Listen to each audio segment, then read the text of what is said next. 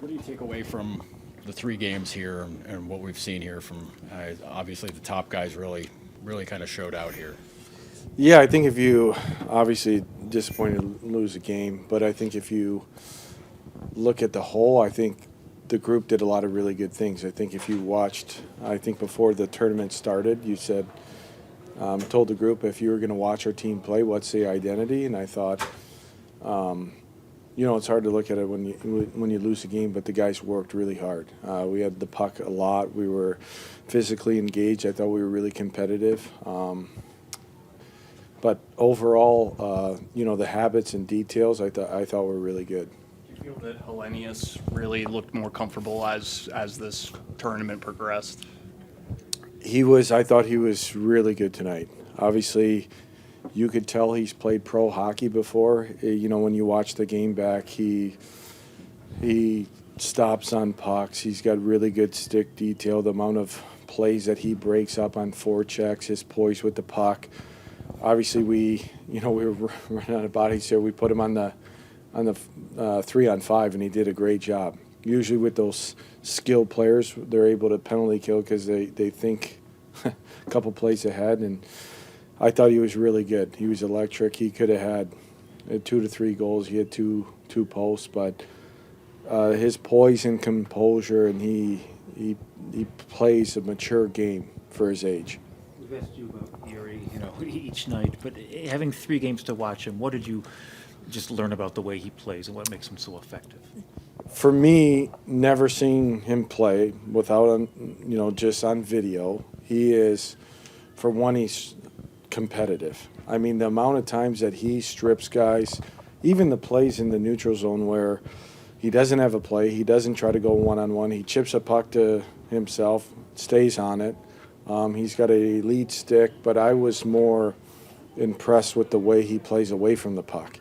I mean, I think at first 2 games he had +7 scoring chances. And again, I thought he was really good tonight. He obviously had a couple goals, but the things away from the puck, his face-offs and managing the game.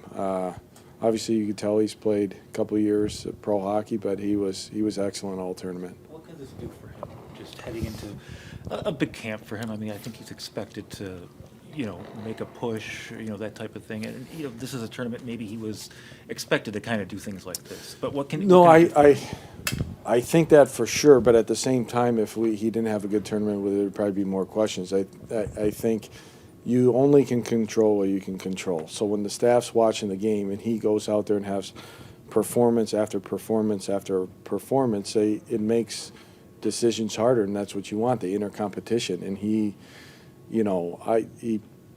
blew the doors off of the tournament. He was excellent. Every time he's on the ice, the puck's in the O-zone, and that's all you can control, what he could do in a game, and he was fantastic. Rosain was Upper body. He took it. Is it minor, major?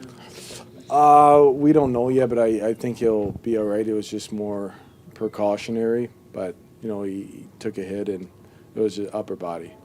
What do you learn about Rosain these 3 games? Pardon? About Rosain. Same thing. He's a elite playmaker, but I think he does a really good job of, the goal. I think that Cooley scored. He took a puck to the inside. I think he's come a long way, and Seth and his staff did a great job with him becoming more of a complete player. He's really smart. He's obviously elite on the power play, but he does a lot of really good things for the team. How tough was that tonight, given you lost 2 guys last game and you're kind of winging it with the forward? Yeah, it was. We were almost going to put a forward back. It happens in hockey. It's a short tournament. Obviously, the prior game you guys saw against the Devils was really physical, and it's tough. But I think it's good to go through that. Guys got to play. You got to find a way. And I thought we started the game really well. We'll definitely have to work on 4-on-4 in a short tournament. I think we gave up 4-on-4 goals with the skill that we have, and those games will address that moving forward. But it was tough. But I thought the guys battled really hard. And going back to the start, I thought the guys worked. Osland is, center is his natural position, but for somebody who moved over to the wing, he looked really comfortable on the wall and in battles. What did you think of the way that he handled those situations and really just his tournament overall? Yeah, I think he, probably didn't score. I mean, he had 2 breakaways today. He could have had 2 goals. We get that one, and it's a 7-6 game. But he had watching the game back, he was really consistent with his effort. Maybe not showed up on the stat sheet, but he was, really good on the forecheck. He protects pucks. He's good on the walls. He's really good off of entries. That play in the third period where he cut, really good shot block. But I thought he kept getting better and better. I thought today was his best game. He was really explosive. I think he looks quicker, pulling away from that guy. I think coming over last year helped too. Playing. I think he played a playoff game last year for them, and you play meaningful hockey in the AHL as a young player, but he was really good, and then on the kill, him and Helenus were outstanding. But I really liked his game in the tournament.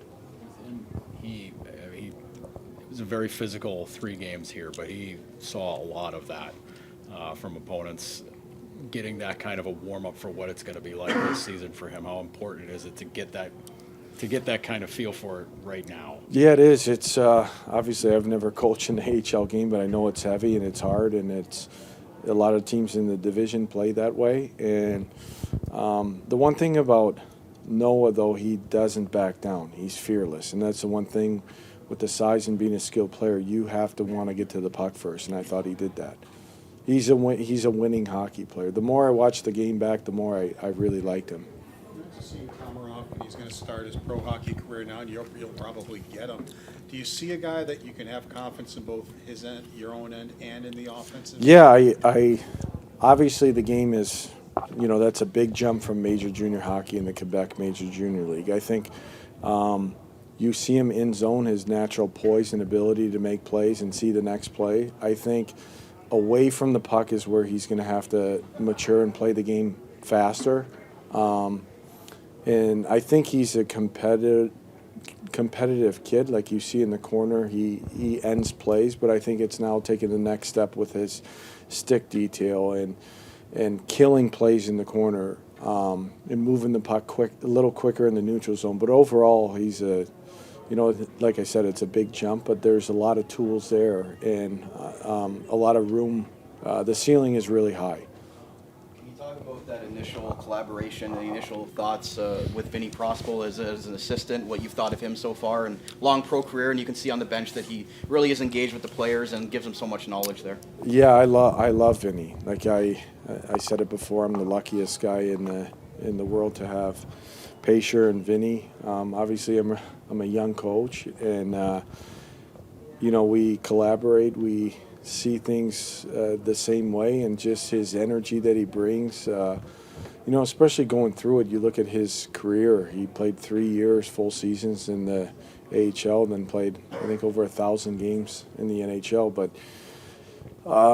his passion for the game, there's sometimes in the summer, we would talk on the phone when I got the job for hours at a time talking about hockey, and I think we both are, I would say, hockey junkies, and we hit it off, and I love that he's on our staff, and I love working with him. Thanks a lot, guys. Have a good one.